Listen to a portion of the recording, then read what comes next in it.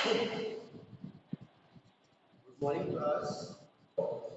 आज का मेरा टॉपिक है भारत के विदेश संबंध। कि भारत के विदेश संबंधों के बारे में इस चैप्टर के अंतर्गत हमने पढ़ा था कि किस तरह से जो है भारत के अपने पड़ोसी देशों के साथ संबंध। पहले हमने भारत चीन पढ़ा, फिर भारत नेपाल, भारत बांग्लादेश,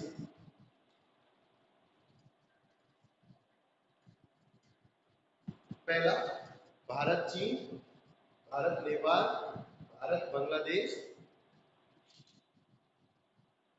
भूटान, पाकिस्तान,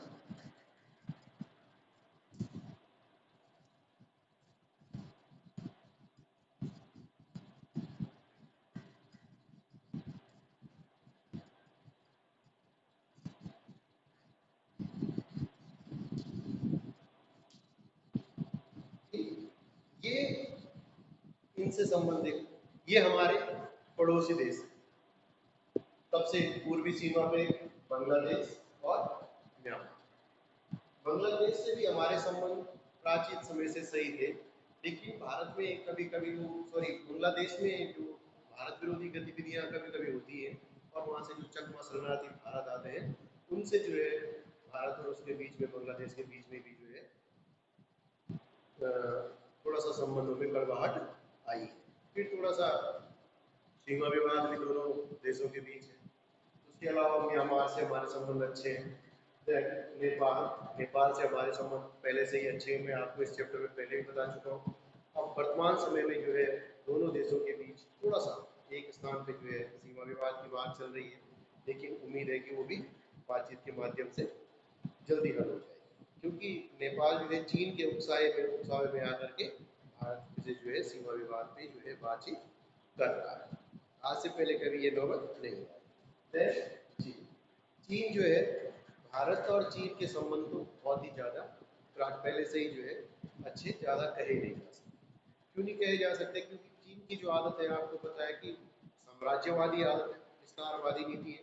साम्राज्यवाद का मतलब ये होता है बेटा कि मेरा देश अगर ये है, अगर मेरा देश ये और मेरे पड़ोसी देश, ये मेरे पड़ोसी देश, अगर मुझे अपने देश को बड़ा करना होगा तो क्या करना पड़ेगा? इसको भी कब्जा करना पड़ेगा, तभी तो मेरा देश बड़ा होगा।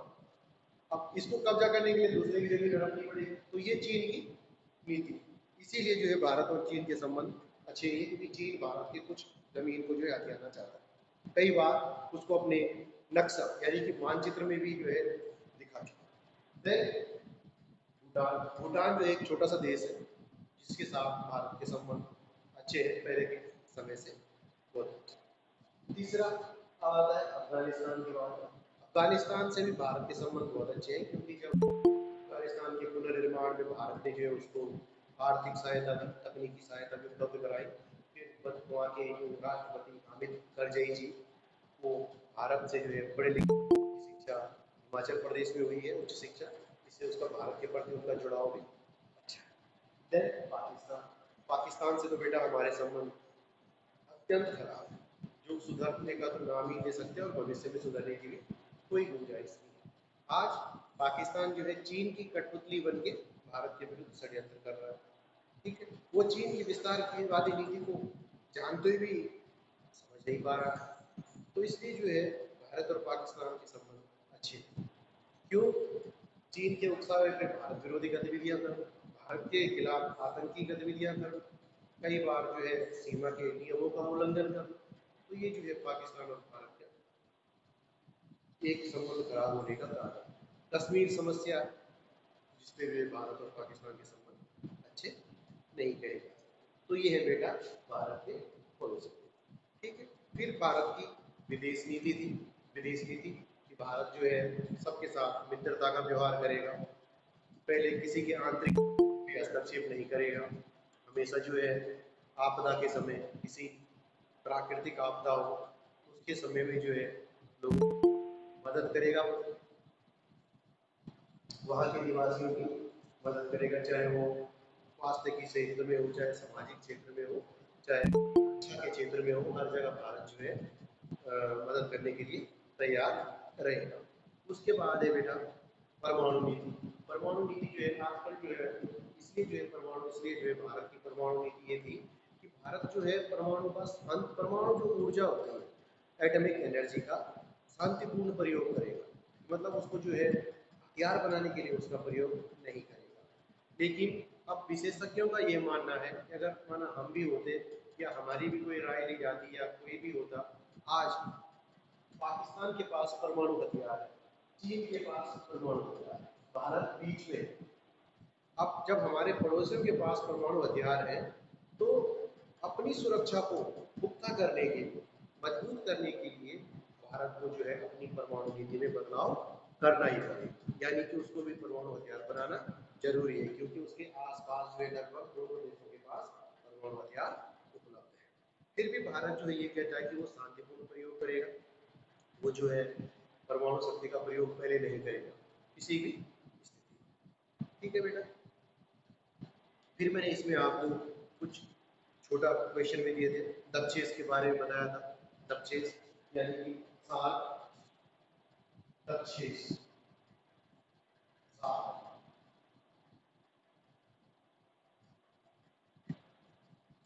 दक्षेस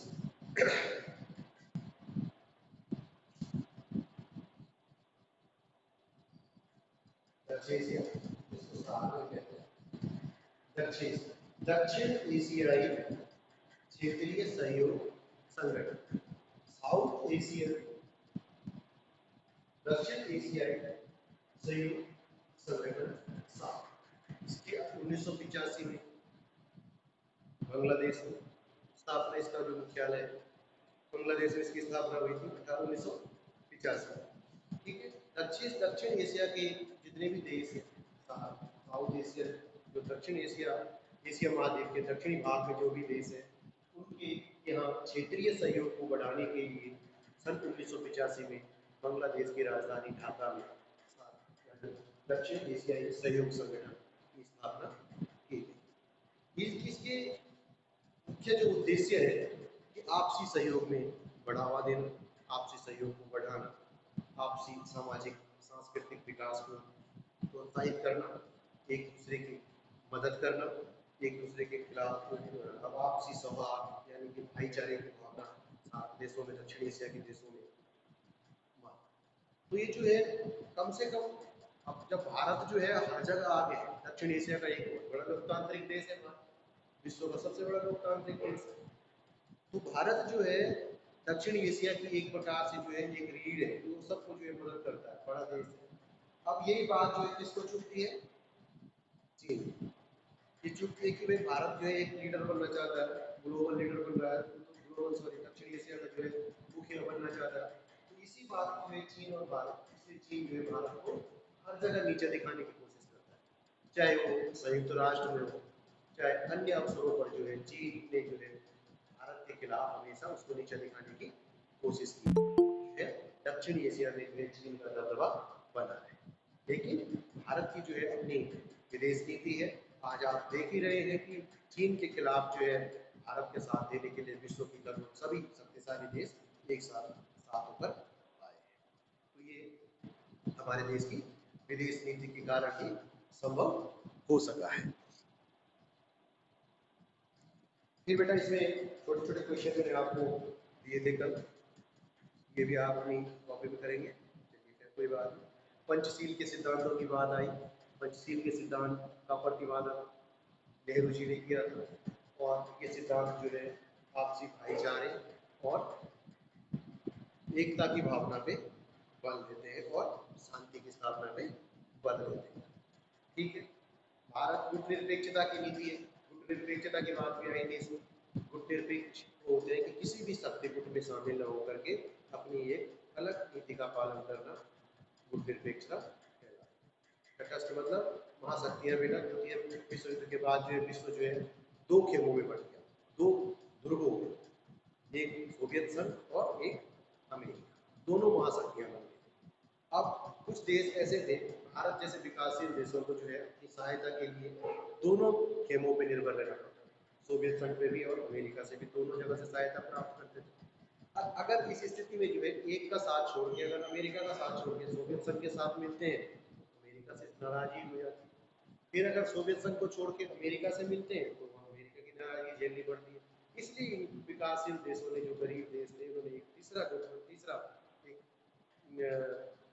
मार्ग अपनाया, जो था बुद्ध निरपेक्षता का मार्ग। तो इसमें जो है किसी भी गुट में शामिल नहीं होकर के अपनी स्वतंत्र विदेश नीति का पालन करना, युद्ध संधियों से दूर रहना, कोई भी जैसे अंतर्राष्ट्रीय संधियों से दूर नहीं, भैया ये तुम्हारी महाशक्तियों की बात है, इसमें जो आप लोग हमें नहीं कर सकेंगे। तो इस तरह से जो है इसमें ताशकंद समझौते की बात आती है। बस डिप्लोमेसी बेटा भारत और पाकिस्तान के बीच संबंधों को सुधारने के लिए जो है श्री अटल बिहारी वाजपेयी जी के शासनकाल में बस द्वारा जो है भारत और पाकिस्तान के बीच गाड़ी चलाई गई, बस चलाई गई, जिसे बस डिप्लोमेसी भी कहते हैं। अभी भी समझौता एक्सप्रेस चलती है दोनों देशों के बीच। तो ये जो है भारत के विदेश संबंध, ये चैप्टर जो है आज समाप्त हो जाता है। आप